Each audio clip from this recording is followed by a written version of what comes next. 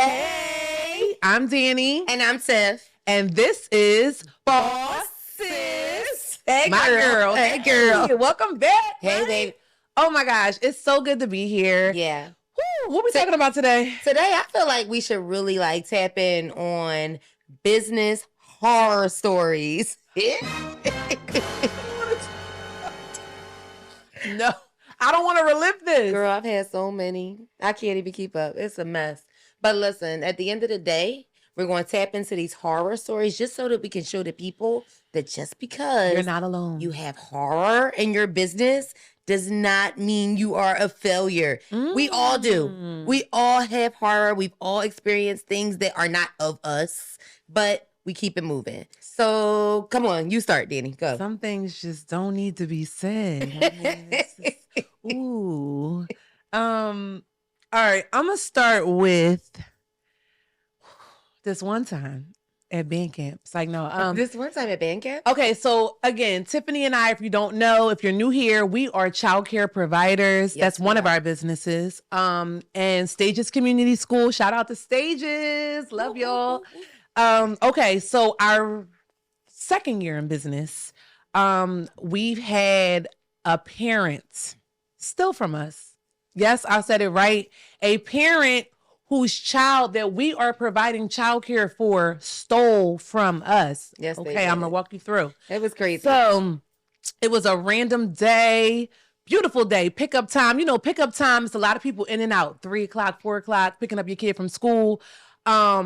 Our director at the time, Taria, shout out to Taria. Hey, Taria, we love you, Taria. We love you, Taria, because you were there from the start. Like, yes, that's our girl. We love Taria. But Taria was at the front desk, and she's doing her normal daily, day-to-day, talking to parents at pickup time. And this one parent who comes in every day, it was a male, was a father. He's talking to her during pickup time. His kids hadn't come down yet, right? So he's waiting for his kids to come down. As he's talking to her, he has a screwdriver, right? So picture, the mailboxes, the silver ones. They're like rectangle silver mailboxes that mount on the wall. Because we were new in business. Okay, so learn from this. All right, definitely. We were new in business. We had a silver mailbox on the outside of the door. Okay, now. That's how our parents paid their tuition. They would just lift up the slot and drop it in. Okay. Now, this parent, he decided with his clever self that he was going to take this screwdriver and pop the lock because it was, a little cheap John. Like we in business. We new in business, right? So he popped the lock and he starts sliding these envelopes with the money in it, and he's just stuffing them in his pocket. But mind you, Taria, we have like this.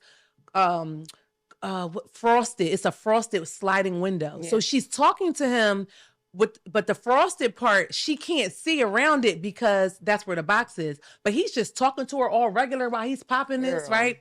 All right. So let's fast forward to how we found out.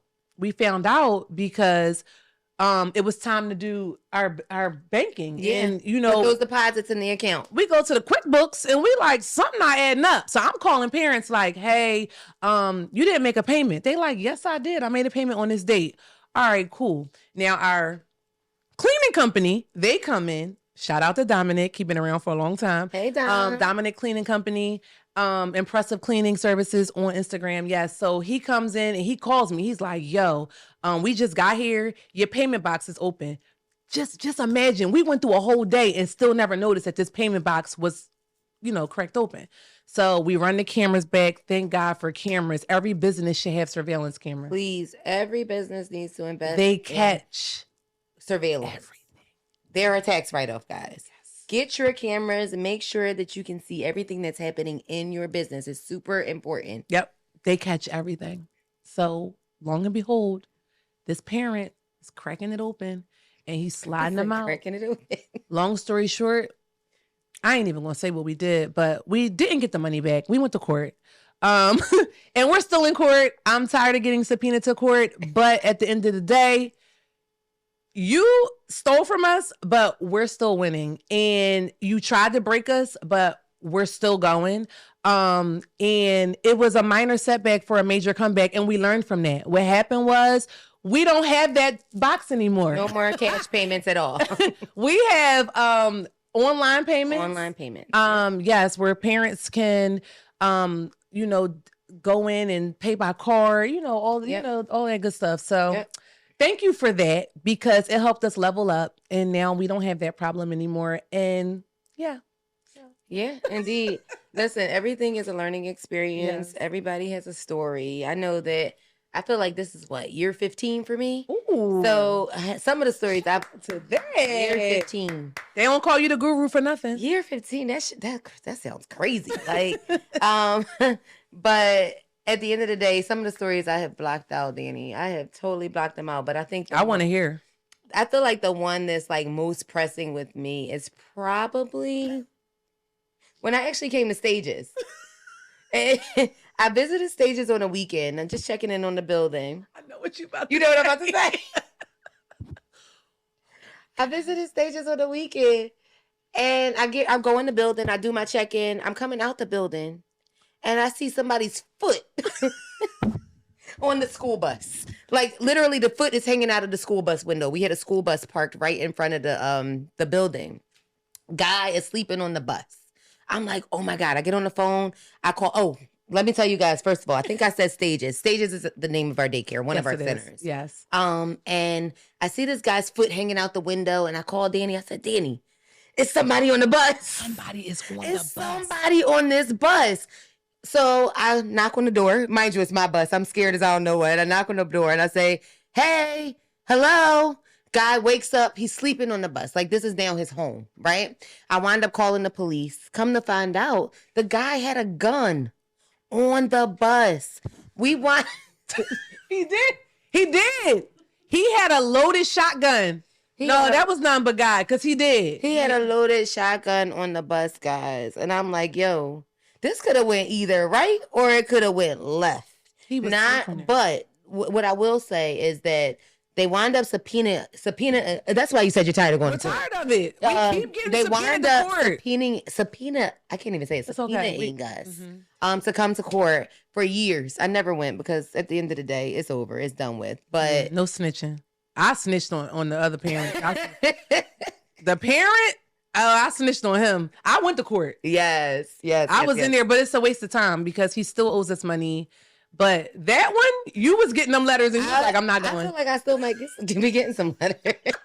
I feel like I still might be getting some letters to go to court for this guy. But ultimately, business is one of those things where you never know what's coming. Right. You have to always be ready. You always got to be prepared.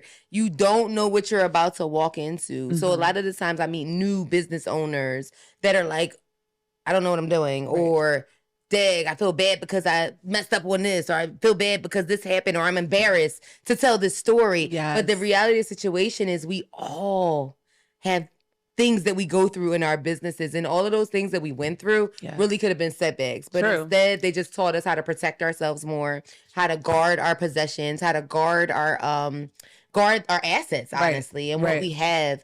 And I think that we're doing a pretty good job. What you think? Amazing job. You got any more stories? No. Not that you want to share. So wait, hold on. So that we're clear and so that we just take it back. What happened to the guy with the gun? Like, did they? He did get arrested. Okay. He did get arrested, but I never went to court. So I don't know what actually happened. I don't know if he wound up getting in jail. I don't know. But all I know is I wanted no parts. I told the police, and that was it. I don't want any parts. Anybody that's willing to sleep on the bus with a gun, I'm going to stay far away. Yeah, so, God bless him. Another story that I had, my gosh. You have to... I probably remember this one too. You have to be really careful about who you hire in your business. Who you hire in your business can make or break you, okay? You need to do the research. You need to put the time in. It's super important. Like, I've had some employees that have really, really, really given me my run for my money. And I'm not even gonna lie. Most of the time, the employees that give me a run for my money are the ones that I know outside of work. True. It's really unfortunate. And I'm not going to say like family is horrible or people you know are horrible, don't hire them. I'm just going to say you have to be really clear about your boundaries and really clear about what it is that you'll accept and what it is that you won't accept, and they have to know. There was an employee that I hired that I knew personally. I hired her, and she stayed around for a really, really, really long time. But I wound up having to sever ties because, again, she too was a thief. Oh my God! And she felt, she felt like because she knew me that I was never going to consider her to be that person. So you really, really, really have to be careful about who you hire. Take your time, do your due diligence. Super, super important, because all the work that you put in can easily slip right out your fingers just because you didn't do the due diligence. So, absolutely. Yeah. Yeah. And then, hiring people, the way that they show up for an interview is sometimes that's not who they really are. Oh, right? The representative. Oh my gosh, they show up as their representative. Like, we've seen it happen, you know, and they come in and they're all dapper and they have on their Sunday's best and they're talking all their education and their credentials and their experience. And then they get in the classroom and you're like, what's this? It doesn't match.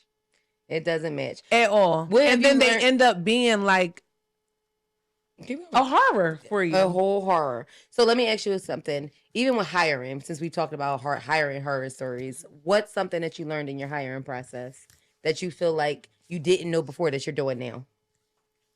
My goodness. A trial run. I'm gonna say that. Oh, okay. I do trial runs. I'll do a 7-day trial run, and I'm watching you like a hawk. I'm watching how you show up. I'm watching how you come, like your appearance. Yep. I'm watching how you prepare for your day. Yep. I'm watching how you talk to everyone. Yep. Because in your interview, you're saying you're doing all these things, but when it's time to put you to work, it's like, oh, okay. You know what I've done recently? I'm glad you said that. What I've started to do, and I mean, just like yesterday, what I started to do recently was include my team. Like, really include my team on the hiring process and who they want to work with. That's important. And it really does play a difference because at the end of the day, they see things that I don't see. Yes. And if they're part of my team, I obviously trust you. Right. That's one thing I've learned, to build a team based upon trust. Yes. Rather than based upon what it is that they can or cannot do. Right. So I trust their judgment. I trust that they understand what my vision is for my business. So sometimes I'll put my new interviewee right in the classroom with my team. And then when the interview is over, I'll let them know, hey, guys, tell me, what did you guys see? Yes. Is this a good person? Is this a good fit? And 9 times out of 10, it works. So. Yes. I do that as well. I'm just saying, I bring Sharita in on our interviews all the time. Shout out to Sharita. Hey, that's my Sharita, girl. we love you. Yes. And she'll come in and she'll assist with the interview, and they don't even know who she is. They don't realize that she's somebody that's going to actually work with you. Yeah. They honestly think that she is a director, right? Indeed. And then when they actually get on the floor with her and they're like, oh, she's just my coworker, they start to lax a little bit, you know, and then she's able to pick up on those things. So it's really important to include your team. It is. On your hiring process, because again, they see the things that you don't see. They see the stuff you don't see. Yeah. Yep. So out of all the horrifying experiences you had, right? Mm-hmm. How did you decide that you would keep going and not decide to give up? Because I'm not going to lie, there were plenty of times, especially during year 1 through 5, right, that I just felt like, okay, this is too much. I want to give up. Yes. How did you decide that you wanted to keep going? Okay, so in tapping back into the story that I told about a parent stealing from me, right. I could I feel like I took the positive route by going to authorities, alerting police, going to court, and handling it that way. But I was told by some people, we all got people. Right. The people call the people. And the people call the people, and they call their people. They was like, "I'm gonna handle it for you. What's up? Like, what you want to do?" Yeah. And I thought about the business and how hard we worked for the startup, and the bigger goal was community. I can't let the community down. Right. The whole purpose of going into childcare is because we care about children. Right. We care about education, and if I let this small little person with these poor mindsets steer me away from the goal of these children, I would lose everything. Indeed. You know, and it's not worth it. You're not worth it, baby. It's not worth it. And you somewhere, God bless you, but we still thriving over here. And I'm so like proud of that. And that's exactly. But I think that's why we are thriving. Yes. I see a lot of business owners that make that mistake and they stoop to the petty of whoever comes into their business, whether it's a parent, whether it's a customer, whether it's an employee. Y'all. Yep. We can't do that. Yep. Like we gotta stay the course. We have to understand what our purpose is, what our mission is, and when trying times come, yes, we really, really, really, really have to understand that everybody is watching the way we handle situations. Yes. And either they can be, like I said before, they can be your setback or they could be your setup. Yes, and it's up to you to decide. Absolutely, and you don't want nobody to bring any negative energy to your business. Sure. You know, like it's just why, and the fact that. It only brought us more, you know, like we grew, we had more children, we, you know, all of those good things. So, and part of maturity is just learning that you don't have to always get your lick back. You don't have to always get your lick back. Yeah, that took a long time. Like I'm 40, I just learned it. I literally just learned it. Yeah, it was hard. It was hard. You know, you be at home like conjuring up a plan, like, she's trying to destroy me. I'm going to destroy her. No. You don't always have to get your lick back. It's not. It's not worth it. Yes, it is. And in your path, those licks are going to be your setback. I'm telling you. Yes. It's not worth it. It's not worth it. Yes. Come on, friend. Yeah. That's what I'm talking about, sis. That's why I'm here. Oh my God. That's why we're here. Yeah. And for all of you, I hope you took something from that. Indeed. You know, like you don't always have to get your lick back. Indeed. And when those things happen and when things go wrong and when things go sour, it's all right. It's all right. A minor setback for a major comeback, always. For sure. Yeah. Thank you. And I am super, super excited. So am I. With this conversation, number one. But number two, just making sure that you guys understand what we were saying today. Part of our purpose today was just to make you understand that everybody has a setback, but it's up to you to decide whether your setback is going to be your setup. And that's totally up to you, totally your decision. Whatever actions you could decide to take based upon whatever trauma or horrible experience happened to you, it's up to you to decide how you're going to handle it, how you're going to move, what decisions you're going to make, and whether it's going to help your business grow or whether it's going to take your business 10 steps back. Yes. And don't forget to stay boss, sis.